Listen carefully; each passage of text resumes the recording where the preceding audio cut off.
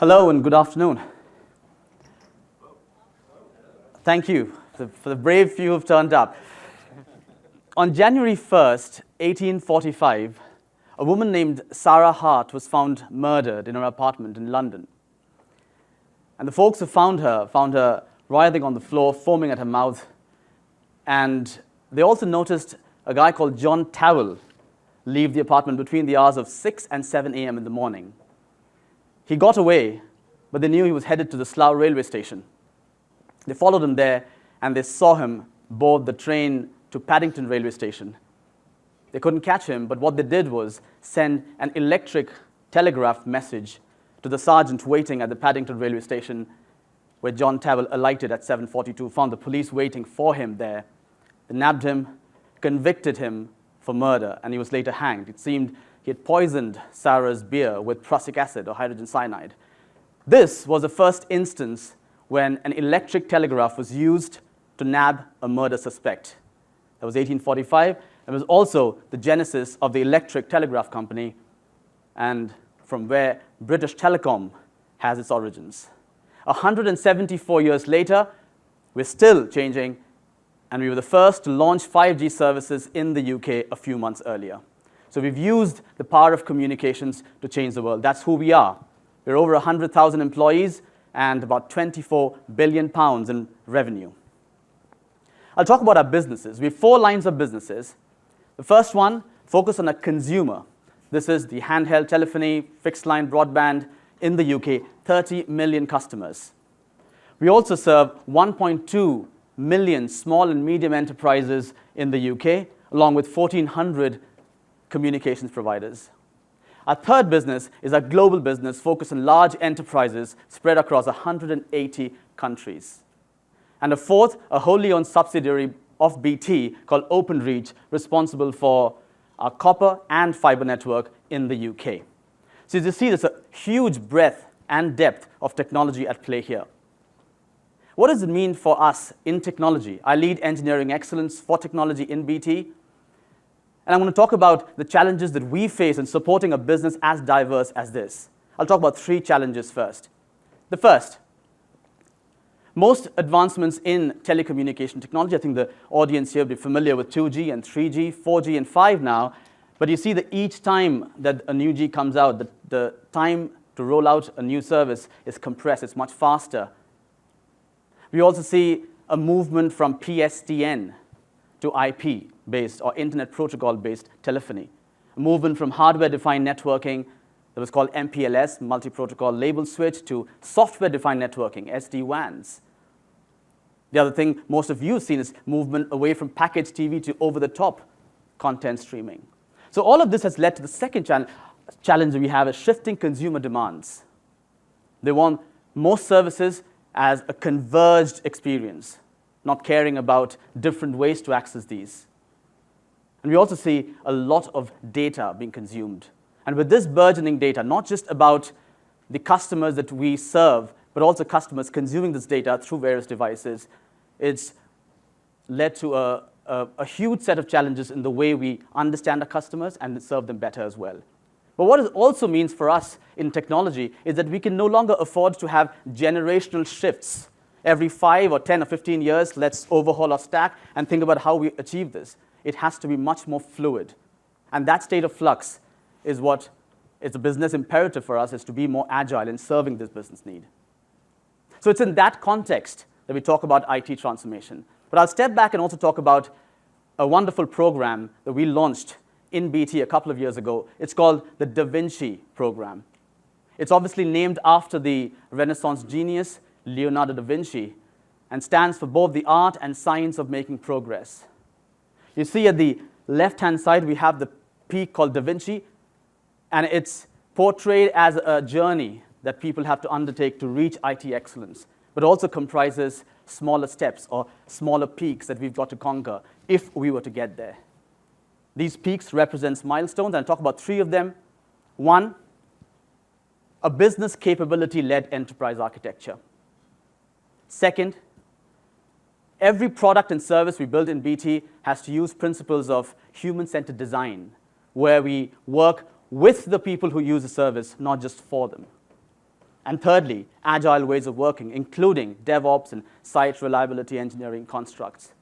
But also, the fourth peak I'll talk about, and the topic of today's discussion is PaaS, Platform as a Service. And we'll talk about how we've imagined that as a service using these principles of human-centered design in the second half of the talk. But let's talk a bit more about Da Vinci. It's not just a metaphor for change or a journey or expedition, but it's also a very literal experience sometimes. You see on the left, that's our MD, Rachel Hyam. She's in the Sherpa attire, leading our people up the peaks. And every time we achieve a milestone, talk about how we've scaled. It's one step closer to the eventual peak we've reached. But it's also testimony to the challenges we face as change agents. It's not just about technology. It's important, but it's equally important that we think about hearts and minds. And unless we have people rally around to that North Star goal and feel instinctively a sense of purpose and a sense of drawn magnetism to the eventual end that we're after, you're not going to get down to the grassroots and institutionalize change. So what do we do as an organization to help people? We help them with real ways of working. And you see some of the screenshots in there. You must be familiar with constructs like the experience map or the empathy map, a team canvas. So we train our teams to think service design using human-centered design principles. And we help and support them.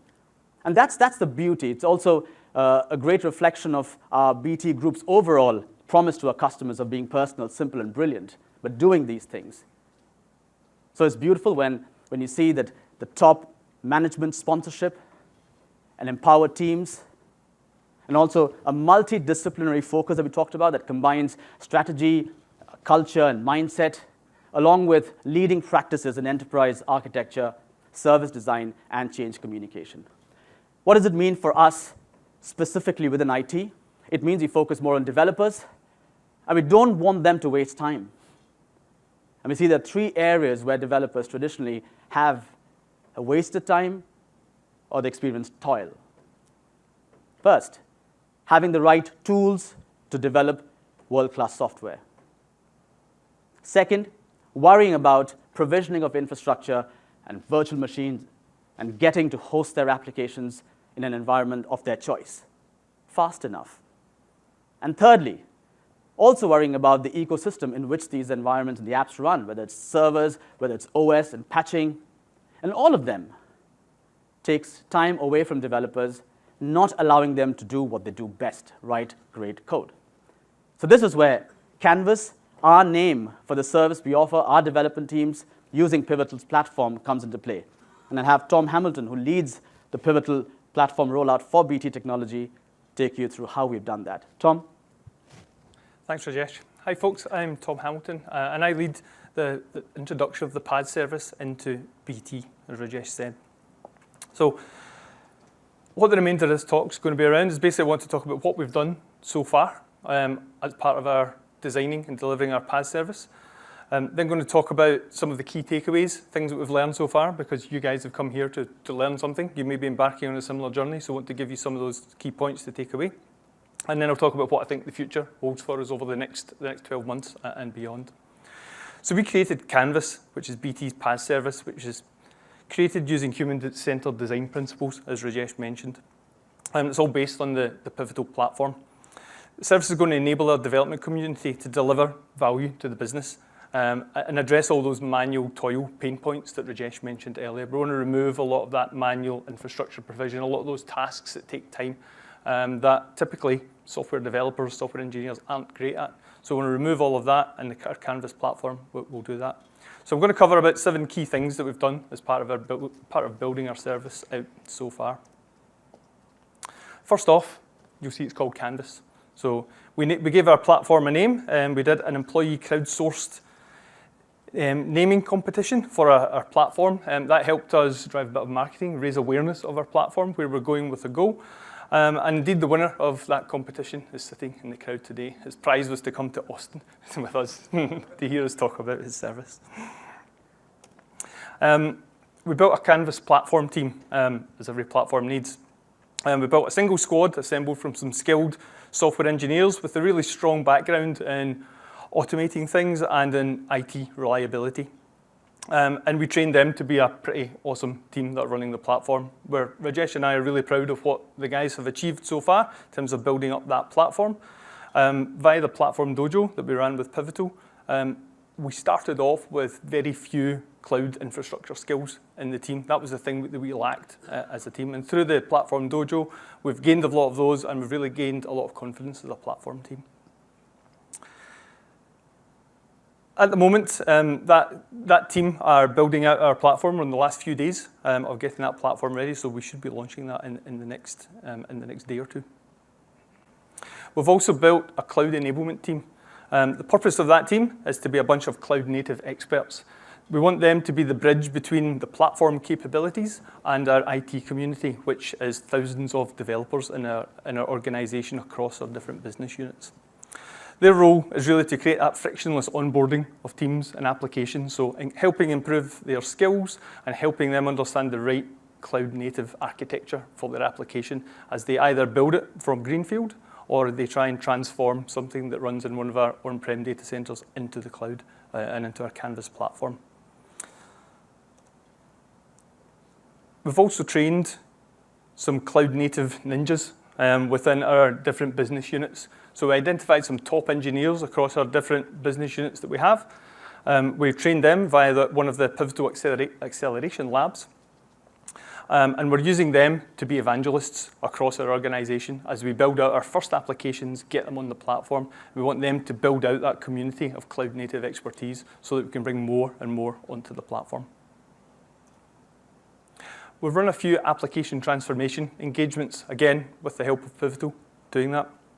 The objective of them was, again, to engage with picking some applications from each of our business units, taking an app that was suitable for running on our Canvas platform, and running a transformation engagement which would train the developers and help us get our application onto the Canvas platform. Now, when we did that, I guess a key takeaway on this is that when we did that, we ran the AppTX engagement, and it ran it into a dev and test environment. Because we didn't have a Canvas production platform, we couldn't go all the way. We didn't have a full path to production at that point. Now, it was a decision we made to run those AppTX engagements. I think we did them quite early, but we did that so that we didn't lose the sort of engagement with our whole IT community. We felt if we went away for a long time and the community didn't see us doing anything in the platform, they may go off and do something different, and we might lose that engagement. So we ran those AppTX engagements and accepted that we could run dev and test, and we'd have a small period where we couldn't get it all the way to production. And I think for others in that journey, you may have to consider when is the right time to try and run those AppTX engagements. So I would consider that quite carefully. I think we timed it okay from our perspective. A marketing campaign. So we ran a multi-dimensional marketing campaign.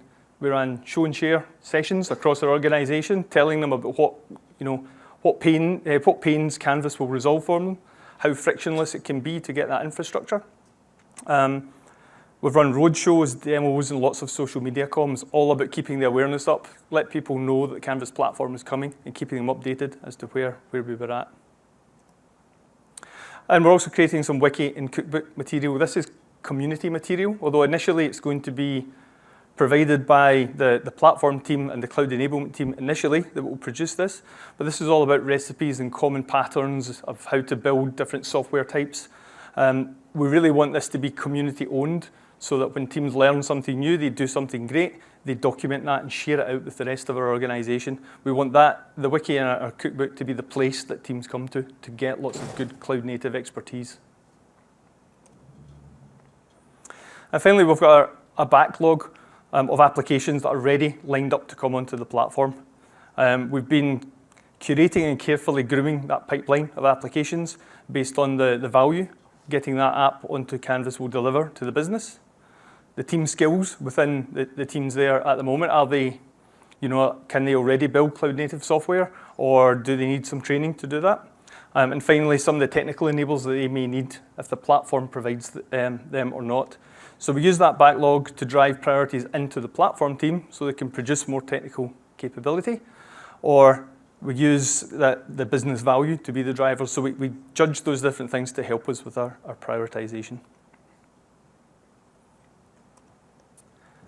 So some of the key takeaways. So I've got 3 key areas that I wanted to cover as things that I think may be useful to anyone else embarking on a similar journey. Firstly, really concentrate on building a strong platform team. Definitely advise on doing a platform dojo. Some of the things and the techniques that we learned through doing that dojo, things like making sure everything was completely automated, pipelines, built everything out for us. Everything was sort of infrastructure as code based. So platform dojo really got us off on the right foot with some expert help. We made sure when we ran our dojo, everyone who was doing it was co-located. Organisationally, some of our team is in the UK, some of our team is in India. We brought them all to the UK and we co-located them for the duration of that dojo to really get the most out of it and build that bond within the team.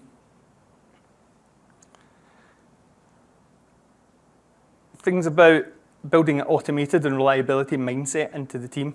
Again, everything being infrastructure as code, pipelines to do everything. The platform teams usually stubbornly, sometimes to my frustration, insist on automating everything, even if it takes a bit longer to do. And you really reap the benefits of doing that in the long term, because when you realize you have to completely rebuild something, like your complete foundation at some point, if all of that is just a pipeline, you can set it off and run, and it will build it all for you. We've got a dedicated product manager within there, treats the platform as a product, manages the backlog, prioritizes that, and a strong character is needed there to really drive the team, manage all the stakeholders, and be thorough in all the agile ceremonies that you need to run a good platform team. Around ways of working, touched on some of these already, but a few of the key things that we started doing as part of our dojo, again, the platform dojo, we started pairing, not something we typically do in our organization. And with Pivotal, we were pairing on different tasks, and we really saw the benefits of the platform team, really liked the benefits of the knowledge sharing, the sort of peer reviewing, all the benefits you were getting from doing pairing on individual tasks. And that post-dojo, that's something we've stuck with. And again, the platform team are pretty passionate about continuing to do pairing, and we're trying to evangelize that across the rest of our organization as well, and tell the rest of our org about the benefits that can bring. Human-centered design is sort of in everything that we do, whether that's the platform team, really understanding the requirements of what our IT community are needing, our stakeholders. So we use human-centered design, as Rajesh mentioned, in everything that we do. Automate everything. I'm sure I've mentioned that several times, but yeah, can't reinforce how important it's been and how beneficial it's been to us to make sure everything is completely automated, from pipelines to infrastructure. Make sure your team are doing those things. And documentation, again, our product manager is pretty rigorous, and that every task that gets completed, he always checks to make sure if documentation had to be updated as that, and make sure the platform team are doing that. And once you've been around that loop a few times, it really drives some good behaviors into your platform team. And thirdly, strong relationships. I'd definitely say don't delay on building those. Depending within your organization, how you're set up and how it's transformed. For us, our security team didn't sit within, so we didn't have a dedicated security rep in our team as we were starting to build this out. We have a separate part of our org which covers security. So we had to engage early, really try and build that relationship with our security team. Always check, make sure you've got the right person on board. They can make the decisions that you need, and always be checking things with them, making sure that what you're building out is in line with their expectations. Bring them on the journey with you and don't just engage at the last minute. Similarly with the infrastructure and cloud IaaS team, in our case, the team who manage our cloud IaaS is in a different team to the platform team.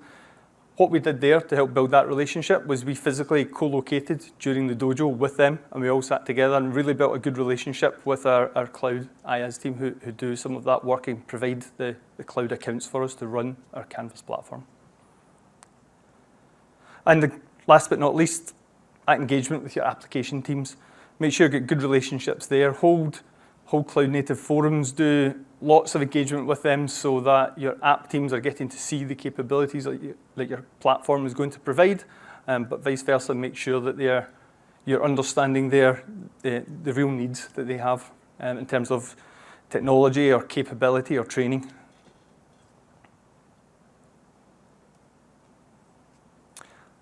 Okay, so where are we today and what's the future going to hold for us? So, as I said, within the next few days or week, we're going to do our ribbon cutting ceremony on our production platform. We will be production ready at that point.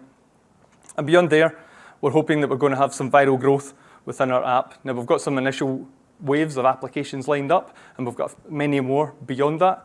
But we're hoping that as we start to do all of these things and really call out, do some value stream analysis of the apps that we're bringing on the platform and really demonstrate that back to the business, that will create a lot more enthusiasm and a lot more drive to bring things to the Canvas platform. So in terms of our viral growth, I guess an analogy, by being in Austin, an analogy for this is thinking about the bats that are under Austin Congress Avenue Bridge. If you think of what the bats do every night, they sit and they wait for the right conditions. They wait until the weather and the temperature and everything's, and the sunset is at the right point. One or two few bats go out there to see, are conditions right? Is this all good? And if they are, the feedback is good, you get a huge rush of bats into the sky. There's 1.5 million bats under there. We don't have 1.5 million applications to put on our platform, but I'm sure the Pivotal team would be very delighted if we did. So next year, we'd love to come back and tell you more about our journey as we productionize our platform and have that viral growth and tell you about how many bats we have running on our platform. For those that are interested, here's a picture of bats. That's fake news because that isn't the real picture of bats. For the last 2 nights, myself and a few colleagues have stood on the bridge for an hour on Sunday nights and an hour on Monday night, and we haven't seen a single bat. So I'm not convinced they exist, and it'd be good if someone could confirm they definitely did. But I think we'll have third time lucky tonight and see how we get on. So yeah, thank you everyone for coming and listening to our presentation. I don't think we've got a formal Q&A session, but I think Rajesh and I will happy to speak to anyone out in the corridor after this slot. And yeah, thank you all for listening.